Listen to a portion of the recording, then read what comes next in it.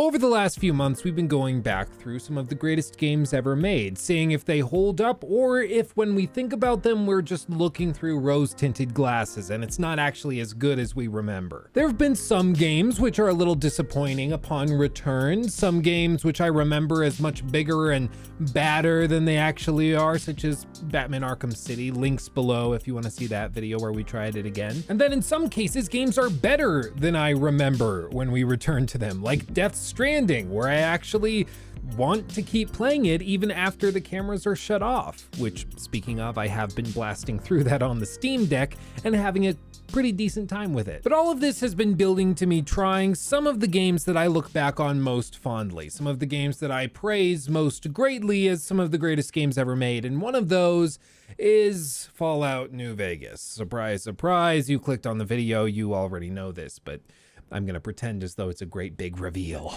That's right. In this video, we're gonna try Fallout New Vegas and see how it holds up. If there's anything that is surprising or if it's not as great as I remember it being. I'm really looking forward to this and hopefully you enjoy it as well. I don't have a sponsor or anything to bother you with in this video. I do just want to let you know that as of right now, when this video is going live and every other Monday, Wednesday, and Friday, I am live over on Twitch. So if you're watching this video on a Monday, Wednesday, or Friday, hop over. I'll have it pinned in the comment section below the like button. Come over, say hi, be like, oh, I just saw the New Vegas video. I'll find it super cool and we can chat and hang out. It's always a good time. No pressure, of course, but I would love to see you. And with that, I'll stop bothering you. Let's get into it and try Fallout New Vegas again. So this particular save file is about 6-7 hours into the game. We've reached New Vegas, done some exploring with our character Rasputia here, and we've been having a decent time. Speaking of, if any of you guys out there remember Rasputia, I know you're an OG viewer of this channel. So if you know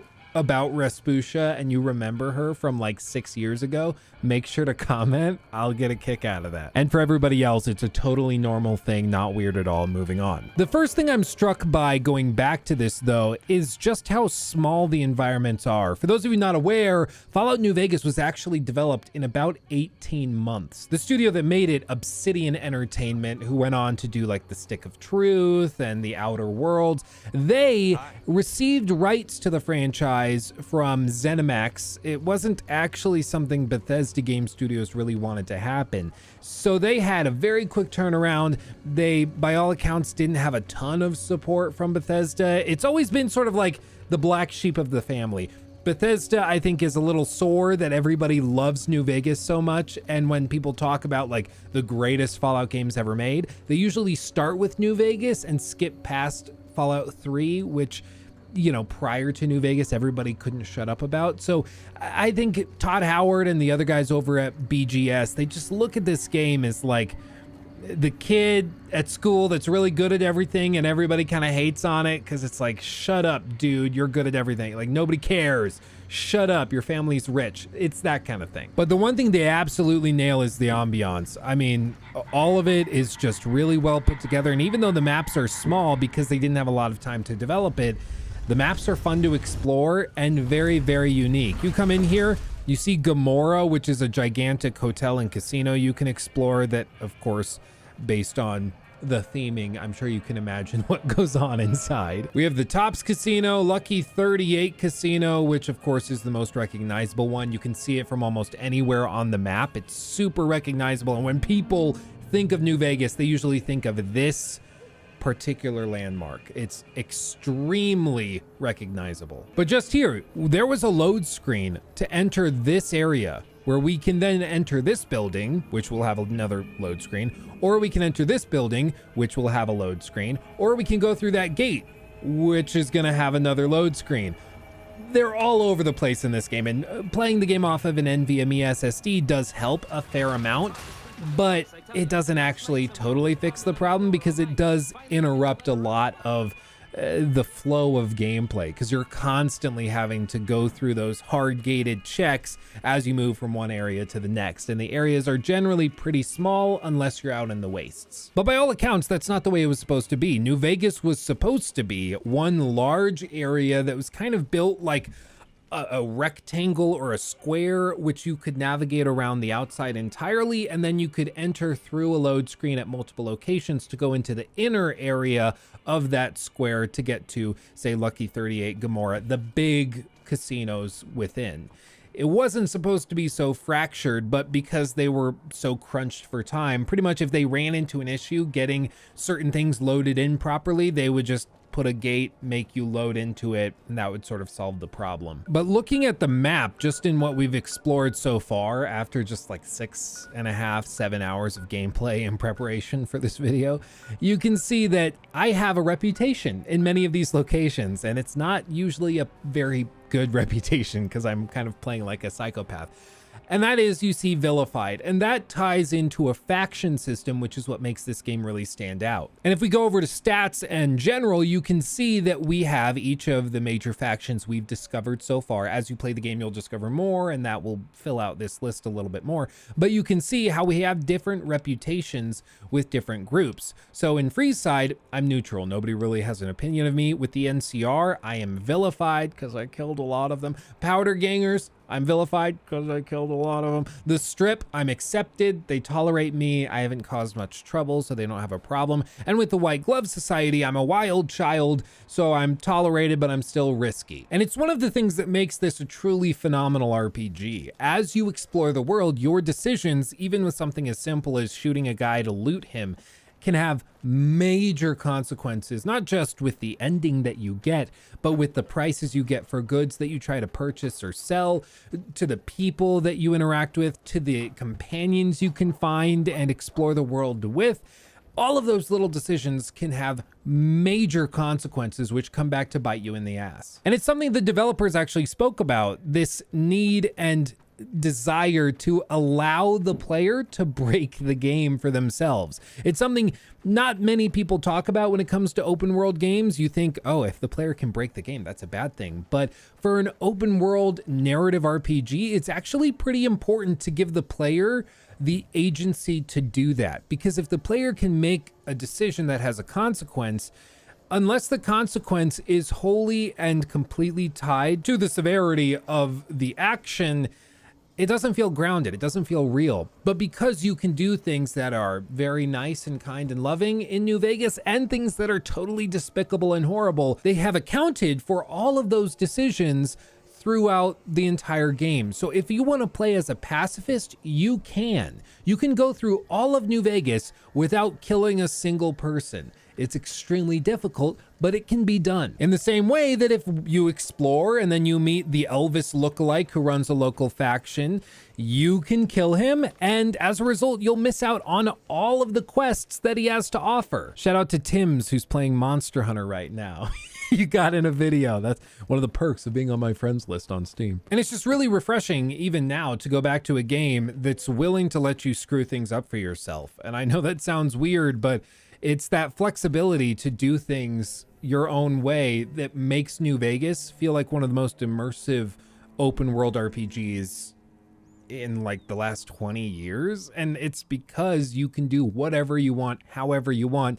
And the game's not going to hold your hand. The game's not going to be like, don't do that, that's so stupid. They let you do it. They let you ruin the game for yourself if you decide to do that. And it's kind of cool. I will say we cannot touch on New Vegas without mentioning some of the downfalls, which is definitely relegated to performance. You guys have already probably seen a few things with glitches and weird animation bugs and things. Like I said, this game was thrown together in about 18 months. And as a result, there wasn't exactly a lot of time for polish. The version of the game we got was pretty broken. And even now, there are massive bugs and problems present in all ports of the game, whether you're playing through backwards compatibility on Xbox or if you're playing on PC like I am right now. There's a lot of mods you need to install. There's a lot of tweaking you need to do in order to really enjoy the game, I think, in a way that's worthwhile. Even now, I have a plethora of scripts and mods installed to try to increase stability and make the game run better. And if I turn on the performance overlay, you can see that I'm bouncing between like 87, 83 frames a second and 26 56. Like we're a little all over the place, and that's just to be expected. It's New Vegas. It comes with the territory. You know, even though this game is 10, 12 years old, it still has those problems. And this graphics card, a 3080, is more than powerful enough to run this thing. I mean, this thing could literally run on a cell phone nowadays, and it still just has problems. But that's it just comes with the territory. You make a game in 18 months like this, and it's gonna have problems. Luckily, there's a tremendous modding community that works very, very hard to keep this game alive and healthy, and they do the Lord's work. They really do. You know, it actually makes me think of a question I got over on stream the other day. Somebody asked me, like, if I could pick one game to get the full remake treatment, like Mafia Definitive Edition remake treatment, where they just like deck it out, all the bells and whistles, everything.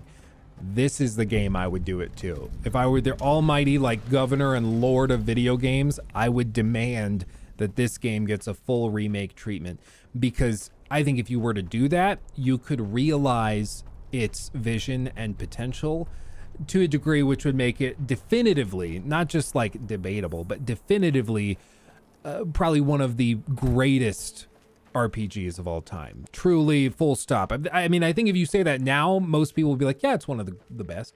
But you have to acknowledge some of the real problems present, such as the performance issues, such as the overwhelming number of bugs and glitches that were present at launch, which, to be fair to every other studio, I think you have to call out. And then there's other things such as the fact that the animations and the gameplay, gunplay, even back when this game launched in 2010, I'm pretty sure. Hold on. Fallout New Vegas launch date. October 19th, 2010. According to Wikipedia, Fallout New Vegas It's okay, shut up. There we go, 2010. I mean, in 2010, we had a lot of other games that looked pretty good. I don't think that you could say New Vegas was one of the most graphically or like in terms of animation impressive games that released during that period of time. The reason this stands out isn't because of that. It's because of everything else the game did and does that's so remarkable, even to this day. Some of the stories, the characters, the quest lines that you engage with in this title are just amazing. Like there's nothing else to say. They are freaking phenomenal. I still remember the first time that I stumbled into the New Vegas Strip and was faced with some very colorful characters that wanted to manipulate me in different ways and get me to join their side. And then the political intrigue between the different groups and factions plays in. And then Caesar, who's the leader of a group called Caesar's Legion, or Kaiser's Legion, as they pronounce it. Pissed yourself? I'll assume that you don't know who we are. What? Next time I'll bring my sickle and wear my black cloak. Oh. See, the NCR sends us when they want terrible Look at this. I couldn't script this. So I'm exploring the world. The NCR sends a hit team basically to take me on because I am what they consider to be like a genocidal monster, because I've killed many of them to get some early loot. Since I'm role playing as a total maniac who doesn't care about anybody and is a psychopath. And so they jumped me while I'm just recording this playing through. And so my decisions and choices have an actual consequence, and we're seeing it here. I couldn't script this if I wanted to. Screw you and screw the NCR. 3 days to improve your reputation with the NCR, or we come for you, without all this pleasant conversation. Have a nice day now. You hear? Goodbye. 3 days. Boom. That's pretty cool. That's pretty cool. I'm over here with my carrot top looking ass, and they just jumped me. Like, yeah, walk away, bro. Walk away. Okay, I will walk away. That's just so cool. I love that. Now, there have been a lot of improvements to the Fallout formula in the years since 2010, as I'm sure that you are well aware, such as the improved inventory system in Fallout 4, where you don't even need to open a menu to, say, loot a crate or a box. That's something which, of course, would be very welcome in New Vegas, and there are mods to add it. So if you want that in your copy of the game, you can do that. let's show some combat. So we have the VAT system, as you would expect, and we can aim at different body parts, different characters. I don't have much AP.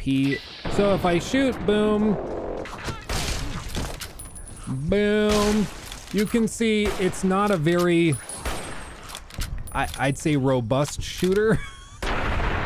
But it's got the gore system. You can't be too mad. The cinematic kill cam, it's cool. Like, it gets the job done, which I think is the motto of a lot of New Vegas's gameplay systems.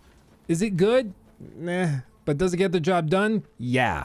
It gets the job done well enough such that you can enjoy and engage with the parts that it does really well, which, interestingly enough, have stood the test of time much better, because gunplay, graphics, animations, no matter how good they are at a given time, eventually they will be out of date. Eventually they will look bad in comparison to modern games.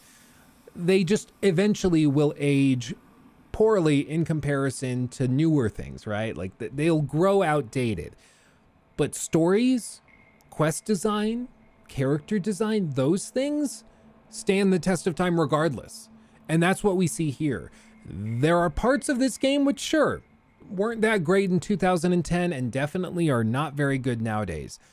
But there's parts of this game which stand out so phenomenally well that really I can't think of another game that does it quite as well. And just up there you can see we've got death claws, which were introduced here, and they're extremely difficult, very late game creatures. You usually need like an anti-material rifle to take them on. So it's not something you want to just go willy-nilly and mess with, but I have my holy hand grenade, which is sort of an Easter egg item that you can find in the world, a reference to Monty Python, and we're gonna see how it goes up against a death claw. Hey dude, come here dude, come here bro. Oh crap, they're fast. Okay, it was worth a try, it was worth a shot. That went about as well as I would have expected. I don't know if was it the grenade that killed me, or was it the death claw? I don't know. I don't actually know. Okay, I think it was the grenade. Come on. Almost. Oh, I'm so freaking dead. What do I have? A grenade rifle, hunting rifle. I'm so dead. Doctor's bag restores all body parts. Let's do that. Stim packs. I need that. Oh, I got some of that. Okay, we'll do that. And then over here, I don't have any stim packs. I'm so dead. Yeah, well, we knew it was gonna happen. We knew it was a risk. Oh well. The nice thing is that with modern hard drives, SSDs and things, the game actually loads very, very quickly. So back in the day, like I remember the first time I ever played this, I was over at my uncle's house. He had an Xbox 360. We weren't allowed to have a 360. We didn't have one. So I tried it for the first time. I don't think my parents knew, but I tried it because my older brother Joe recommended that I try it, and he was really into it. And I remember being shocked that he was enjoying a game where there wasn't a sprint button. And that was like my major takeaway. My overall impression was actually pretty negative. But eventually, like a year later, we got a 360 and I decided to play the game for myself. And I had a tremendous time with the game once I kind of accepted it and met it where it was at. And I think that's what you have to do with these games. You have to meet them where they're at, not expect anything too much, not expect it to be extremely polished or have the like sharpest gameplay system. Just accept it where it's at. What the hell is going on? There's like a whole shootout going on. What's up, bro? What's going on? What's good? What's good, fam? A fiend and NCR troopers. I should help the fiend. Oh, they killed the fiend. Well, I already have a bad reputation. I have 3 days.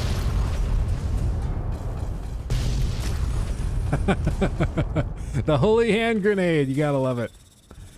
And then you see whenever we loot, we have to open up a dedicated menu. It's not a big deal, but when you play the game for like 100 hours, it starts to add up and get a little annoying, but it's not a big deal. Ah, I helped you.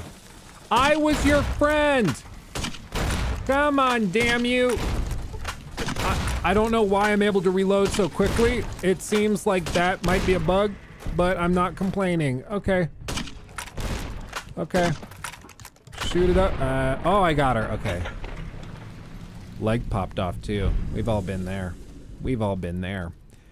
It's just, it's good. And so I'll admit, to kind of wrap this up, I will admit that I have some biases. I do. I like this game. Okay, let's wrap it up by going back to Good Springs where we start the game. I'm still friendly there. Or not. Okay. Sorry. Sorry, everybody. I guess they don't like me. And okay, maybe not Good Springs. Maybe we won't wrap it up there. Okay, instead, let's wrap it up in the strip where all of this kind of meets its peak, where the story usually ends, depending on which ending you pursue, and where I think the game is kind of at its most beautiful and intense, is right here. I will admit, I do have a lot of nostalgic bias when it comes to this game. I'm willing to forgive a lot of faults, a lot of clunkiness, a lot of stank when it comes to this game because I love it. And it sort of holds a special place in my heart, I think, because it was very integral to my development as a gamer, helping me figure out like what I liked, what I didn't like in video games, and to see what a fleshed out world that really felt like it was living and breathing could be in a video game. And so I owe a lot of this channel and a lot of what I do now every single day, thanks to you guys watching, by the way, to this game. And so it's just special to me. It's very special. You know, I did a collaboration recently with Mr. Matty Plays, who has been covering Bethesda games for a very, very long time. And we talked about Starfield in that video. I'll have it linked in the description box below if you want to go check it out. But it was a good time. And one of the things he pointed out was that Bethesda games and these creation engine games like Fallout New Vegas, Fallout 3, Fallout 4, Skyrim, they have a Bethesda stink, a stank, as it were. And I think that that's very, very valid and fair because they do, just like, they don't look the best, they don't play the best, they don't have the best gameplay, they don't have the best performance, they always have tons of bugs that have to be modded out. They have issues, but we still love them and enjoy them even in spite of that. And in some cases because of it, because it gives a new level of like personality to the game. You know, it's like, that's not a bug, that's a feature. And so I know a lot of you guys are watching this now, and maybe you didn't play New Vegas back in the day. Maybe it doesn't have any nostalgic bias to it. And you're looking at this gameplay footage and you're like, what the hell do you see in this game? Why on earth would I want to play it? But I got to tell you, you know, you can usually get this game for like $5. You can get it on Game Pass if you already are subscribed without putting up any extra money. And you can enjoy one of the most compelling and engaging, in my opinion, RPGs of the last 15 years. It really is tremendous. And some of the mods people have made for this game are just freaking unbelievable. You know, you do need a higher tolerance for bugs and for graphical issues and frame dips and things like that. But if you can get past all of that, you're going to find yourself enjoying a game that's really remarkable, even if NPCs walk into each other at the roulette table because they're too stupid to know where they're going. So while I am very biased, I will say that I think New Vegas holds up. I think it needs some love and you got to meet it halfway in order to enjoy it. But if you go back, I think you're going to enjoy yourself. And I think there's a lot that this game does really, really well that modern games could learn from. If you want to hear my extended thoughts, I did a big critique of it years ago. So I'm sure the video isn't as good as I remember it being, but I put a lot of effort into it. I'll also have that linked below. I'm going to have a lot of videos linked below. Goodness gracious. But with that, I think that's a good place to call it. Let me know what you think of Fallout New Vegas, if you've ever tried it before. And if you haven't, did this video convince you? Are you going to give it a shot? I think you should, especially if you already have Game Pass, because it's no extra money out of your pocket. I think you'll enjoy yourself. And like I mentioned earlier in the video, I'm over on Twitch live right now. So come over, say hi. I would love to see you. It's always super cool when people come by and are like, oh, hey, I was just watching that video. And I'm like, oh, cool. That's cool. I had no idea. And then we all chat. And if you have questions about the video, or if you think I said something stupid, you can let me know live, because that's probably more satisfying and engaging. So why not? But I'm going to leave it there. If you want me to cover a game next and go back and try it again, let me know in the comment section below the like button. I will be looking through those for inspiration. And other than that, I love you guys. Thank you so much for watching. I love you all more than you can possibly know, and I'll see you in the next video.